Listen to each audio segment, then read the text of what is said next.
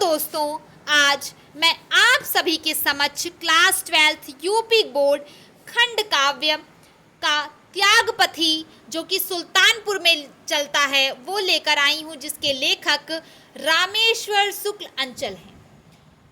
आइए अब हम देखते हैं कि इस खंड काव्य में त्यागपथी जिस चैप्टर का नाम है उसमें क्या क्या चीज़ें हैं। ठीक, त्यागपथी खंड काव्य एक ऐतिहासिक काव्य है। कवि रामेश्वर शुक्ल अंचल ने इस खंड काव्य में 6ठी शताब्दी के प्रसिद्ध सम्राट हर्षवर्धन के त्याग, तप और सात्विकता का वर्णन किया है। अब आप इसमें याद क्या चीज़ें रखनी है, मैं आपको वो चीज़ें बताती हूँ। त्यागपथी खंड का पहली बात तो आप एक पॉइंट बना लीजिए मन में, ऐतिहासिक काव्य है। ठीक, उसके बाद ये कवि रामेश्वर शुक्ल अंचल ने इसको लिखा हुआ है। 6ठी शताब्दी के प्रसिद्ध सम्राट हर्षवर्धन के त्याग, पहली चीज है हर्षवर्धन का क्या चीजें हैं, त्याग उन्होंने कितना किया, तप और सात्विकता अर्थात अच्छे विचारों का वर्णन किया गया है। कवि ने इस खंड काव्य में सम्राट हर्ष की वीरता का वर्णन करते हुए राजनीतिक एकता और विदेशी आक्रांताओं के भारत से भगाने का वर्णन किया है। अर्थात कवि ने इस खंड काव्य में क्या किया है, सम्राट हर्ष की वीरता का वर्णन करते हुए राजनीतिक एकता को बनाए रखते हुए विदेशी आक्रांताओं के भारत से भगाने का वर्णन किया। विदेशी आक्रांताओं क्या है, आक्रांताओं यानी आक्रमणकारी से जो आए थे यहाँ पर आक्रमण करने, वो भारत से भगाने का वर्णन किया गया है इस खंड काव्य में। और खंड काव्य के कथानक को 5 सर्गों में बांटा गया है। खंड काव्य को कितने सर्गों में बांटा गया है, 5 सर्गों में बांटा गया है। अब आइए हम इसकी देखते हैं कथा वस्तु। त्यागपथी श्री रामेश्वर शुक्ल अंचल द्वारा रचित श्रेष्ठ खंड काव्य है। इस काव्य की कथा ऐतिहासिक है जो 5 सर्गों में विभक्त है। प्रथम सर्ग इसका क्या है, प्रथम सर्ग आपको याद करना है, हर्षवर्धन वन में अखेट के लिए जाते हैं। अर्थात हर्षवर्धन क्या करने जाते हैं, शिकार करने के लिए वन में जाते हैं। उन्हें वन में ही समाचार मिलता है कि उनके पिता महाराज प्रभाकर वर्धन, उनके पिता का क्या नाम था, प्रभाकर वर्धन उनके पिता का नाम था, जिनको तेज बुखार हो गया है। जिनको क्या हो गया है, तेज बुखार हो गया है। उसके बाद राजकुमार तुरंत वापस घर आते हैं और पिता का बहुत उपचार करते हैं, किंतु पिता स्वस्थ नहीं हो पाते। मतलब अब उनका बेटा घर आता है, ठीक, उनका बहुत उपचार करता है, किंतु वो स्वस्थ नहीं, मतलब पूरी तरह से हेल्थी नहीं हो पाते हैं। उस समय हर्षवर्धन के बड़े भाई राजवर्धन उत्तरापथ में हूणों से युद्ध कर रहे थे। उस समय मतलब जब इनके पिता की तबीयत खराब थी और ये मतलब शिकार के लिए गए थे और वहाँ से आए, उस समय का ये वर्णन है कि हर्षवर्धन के बड़े भाई राजवर्धन, हर्षवर्धन के बड़े भाई कौन थे, राजवर्धन थे, वो उत्तरापथ में हूणों से, मतलब जैसे दक्षिण पूर्व पश्चिम होता है, तो ये उत्तर में हूणों एक जाति होती है जिससे युद्ध कर रहे थे। ये कौन कर रहा था, राजवर्धन कर रहे थे। तो हर्षवर्धन ने दूत के द्वारा राजवर्धन के पास पिता की बीमारी का समाचार पहुंचाया, कि मतलब वो उन्होंने एक दूत भेजा हर्षवर्धन ने कि जाओ राजवर्धन को बताओ कि उनके पिता की तबीयत थोड़ी खराब है और उन्हें बुखार आ रहा है, ऐसा। उसके बाद हर्षवर्धन की माता पति की बिगड़ती दशा को देखकर आत्मदाह के लिए तैयार हो जाती है। जैसे उनकी जो हर्षवर्धन की माता होती हैं, वो मतलब उनके पति की तबीयत इतनी ज़्यादा खराब रहती है तो वो आत्मदाह के लिए तैयार हो जाती हैं, मतलब वो खुद को जला लेना चाहती हैं, मर जाना चाहती हैं, ऐसा।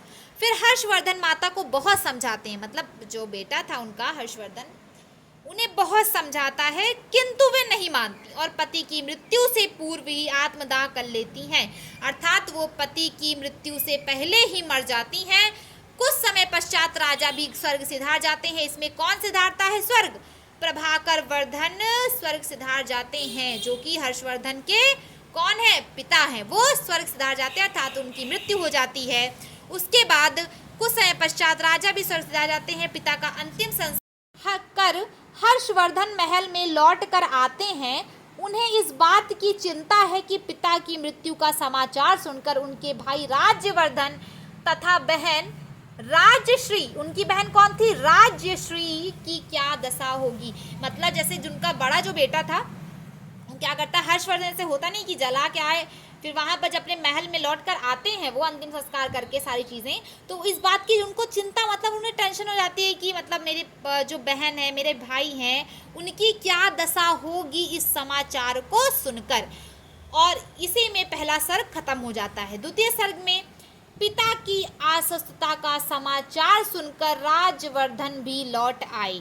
पिता की अस्वस्थता का मतलब उनके पिता बीमार हैं, तो वो क्या किए कि लौट आए। किंतु माता पिता की मृत्यु का दुखद समाचार सुनकर उन्होंने वैराग्य धारण करने का निश्चय किया। मतलब वो सोचे, अब वो कहे मतलब वहां से आ चुके थे, लड़ रहे थे, तो फिर उन्हें पता चला, फिर वो आए, तो किंतु माता पिता की मृत्यु का दुखद समाचार सुनकर उन्होंने वैराग्य, मतलब वो सोचे कि हम सारी चीज़ें त्याग देंगे, और उन्होंने वैराग्य धारण करने का निश्चय किया। हर्ष ने उन्हें बहुत समझाया कि वह हर्ष ने उन्हें बहुत समझाया, वार्तालाप चल रही थी कि वह अकेले रह जाएंगे, कैसे जिएंगे, ये वो। तो फिर दोनों भाइयों का वार्तालाप चल ही रहा था, मतलब अब दोनों भाई क्या कहते, बैठकर बात ही कर रहे थे, तब तक कि मालवराज द्वारा राजश्री, उनकी छोटी बहन, राजश्री कौन थी, दोनों की छोटी बहन को कैद करने और उसके पति ग्रीवर्मन को मार डालने का समाचार मिला। कि मालवराज जो कि उड़ीसा का राजा था, मालवराज कौन था, उड़ीसा का राजा था, जिसके द्वारा राजश्री उनकी छोटी बहन को कैद करने, मतलब उन्होंने कैद कर लिया था, उसके पति ग्रीवर्मन को मार डालने का समाचार मिला। फिर क्या किया, राजवर्धन और हर्ष की बातें चल रही थी, तब तक उन्हें क्रोध आ गया। राजवर्धन कहने एक वैराग्य भाव भूलकर, अर्थात मतलब वो गुस्से में आ गए कि मतलब मेरी बहन के साथ ऐसा कैसे हो सकता है। फिर वो कन्नौज की ओर प्रस्थान किया, उन्होंने कन्नौज की ओर चले। वहां पहुंचकर उन्होंने गौड़ नरेश को पराजित किया, परंतु कन्नौज में वो प्रस्थान किया, फिर उन्होंने गौड़ नरेश को वहां पर पराजित कर दिया। उसके बाद परंतु लौटते समय मार्ग में उनकी हत्या कर दी गई। कैसे कर दी गई, उनकी हत्या कर दी गई, वो भी कैसे, छल पूर्वक राजवर्धन का वध कर दिया गया था। हर्षवर्धन को जब यह सूचना मिली कि गौड़ नरेश द्वारा छल पूर्वक राजवर्धन का वध कर दिया गया है, तो वो विशाल सेना लेकर, वे मतलब कौन, हर्षवर्धन विशाल सेना लेकर उससे लड़ने के लिए चल पड़े, परंतु सेनापति भांडी से उन्हें बहन के वन में जाने का समाचार मिला। जब वो अपनी सेना, विशाल सेना मतलब ताकतवर सेना को लेकर जा रहे थे लड़ने के लिए, परंतु सेनापति, उनके सेनापति भांडी थे, उनसे उन्हें बहन के वन में जाने का समाचार मिलता है। तो वो क्या करते हैं हर्षवर्धन, यह समाचार पाकर हर्ष बहन को खोजने के लिए वन की ओर चल पड़े, और वहां एक भिक्षु द्वारा उन्हें राजश्री के अग्नि प्रवेश के लिए उद्यत होने का समाचार मिला।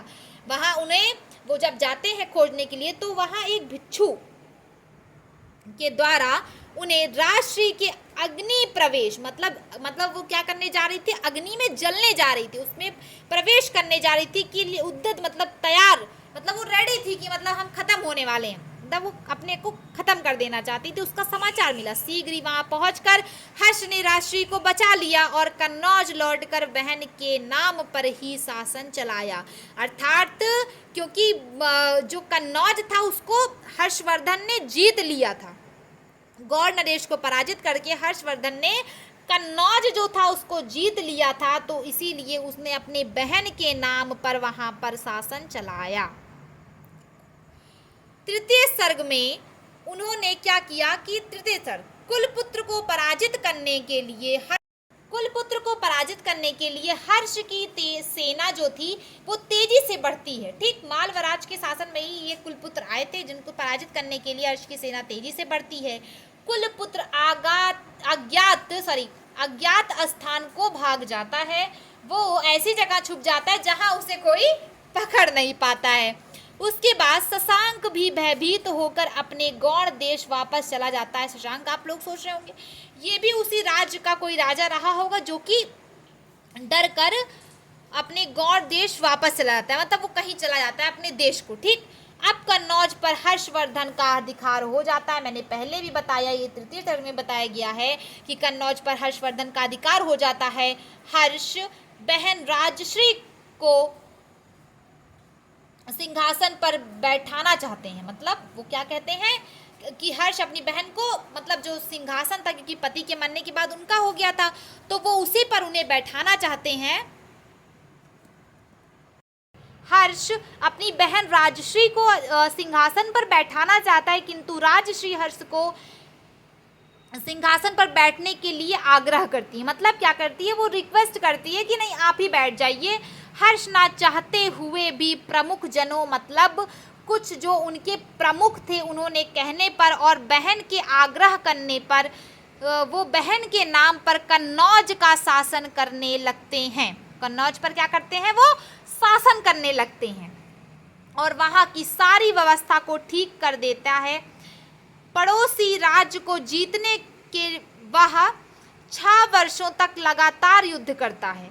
मतलब वो अपने पड़ोसी राज्यों को जीतने के लिए वो लगातार 6 वर्षों तक क्या करते हैं, युद्ध करते रहते हैं। तो वो क्या क्या जीतते हैं, देखिए उत्तराखंड पहले तो आप याद रखिए, उत्तराखंड, कश्मीर, नेपाल तक वो जीत लेते हैं। अर्थात वो कितना जीते होंगे आप समझ ही सकते हैं।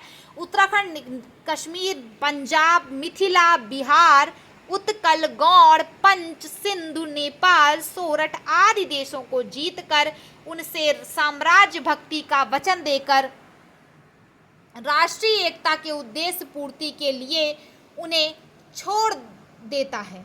मतलब वो क्या कहते हैं कि मतलब आप साम्राज्य के प्रति अपना अपना शासन करेंगे, लेकिन जैसे केंद्र सरकार चलाती है तो फिर मुख्यमंत्री उसमें ज़्यादा प्रमुख नहीं होते, क्योंकि केंद्र से ही उनका संचालन होता है, पूरा वो बताते हैं कैसे से करना है। तो ठीक उसी प्रकार हर्षवर्धन ने भी यही किया था कि इन लोगों को कहा कि आप अपने अपने राज्य में शासन करिए, लेकिन उसका पूरा व्यवस्था हम देखेंगे और आप कर सकते हैं जो अपने मन का, लेकिन जो हम कहेंगे आप हम पे आक्रमण नहीं करेंगे और जो हम कहेंगे आपको मानना पड़ेगा। वचन देकर राष्ट्रीय एकता के उद्देश्य की पूर्ति के लिए उन्हें छोड़ देते हैं। और उसके बाद उसे राज्य विस्तार का लोभ जो है रंच मात्र भी नहीं है, मतलब तनिक मात्र भी नहीं है कि उसका राज्य जो है वो विस्तार हो, मतलब बहुत विस्तृत क्षेत्र में फैले। उसको उसका कोई लोभ नहीं था, लालच नहीं थी उसको कोई चीज़ की। किसको? हर्षवर्धन को। उसका उद्देश्य है कि देश को अखंड और शक्तिशाली बनाकर वह हूणों और यवनों से देश को सुरक्षित और मुक्त बनाएगा। देश को सुरक्षित और मुक्त बनाएगा। क्या कहता है कि वो देश को अखंड और शक्तिशाली बनाकर वह हूणों और यवनों से देश को सुरक्षित और मुक्त बनाएगा। ठीक। उसके बाद चतुर्थ सर्ग में राजश्री भिक्षुणी ना बन पाने के कारण अत्यंत दुखी है, अर्थात क्षुब्ध रहती है। मतलब उसके बाद वो क्योंकि भिक्षुणी नहीं बन पाती है, वह बराबर इसी प्रयास में रहती है कि किसी प्रकार वह संघ की शरण में चली जाए, क्योंकि उस समय बौद्ध धर्म ज़्यादा फैला हुआ था। तो वो कही कि किसी संगठन में जाके मिल जाए। उस समय दिवाकर मित्र उसे नृत्य शिक्षा दिया करते थे। दिवाकर मित्र उनके आचार्य थे। किसके आचार्य थे?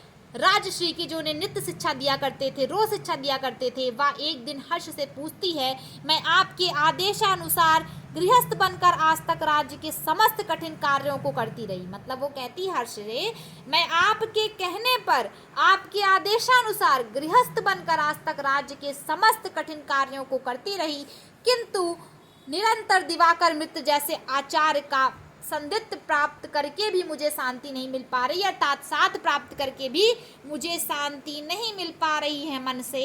अतः आप मुझे भिक्षुणी बनने का आज्ञा प्रदान करें, मतलब भिक्षुणी बनने की आज्ञा दें कि मैं जाके एक भिक्षुणी बन जाऊं। भिक्षुणी मतलब होता है कि वो सन्यासी बन जाना चाहती थी और उसी के लिए हर्ष से आज्ञा चाहती थी।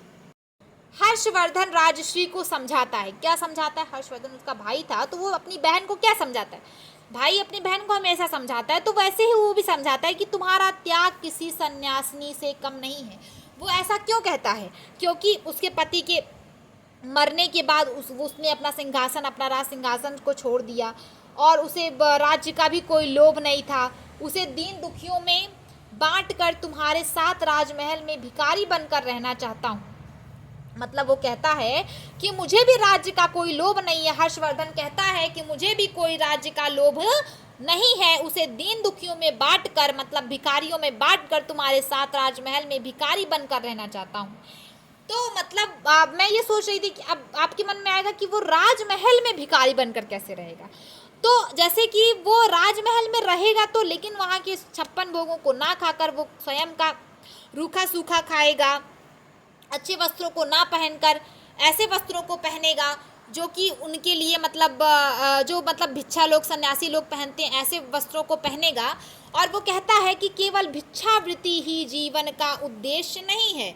वो कहता है केवल भिक्षावृत्ति ही जीवन का उद्देश्य नहीं है, हृदय का त्याग और निष्पक्षता आवश्यक होती है। मतलब जो आप किसी चीज़ का मोह ना करें, मतलब आप उसे हृदय से त्याग दें, वही सबसे बड़ा त्याग है। हृदय से मतलब आप किसी चीज़ को त्याग दिए, मतलब कोई भी चीज़ अगर आप उसको हृदय से त्याग दिए तो आपका सबसे बड़ा त्याग वही होगा।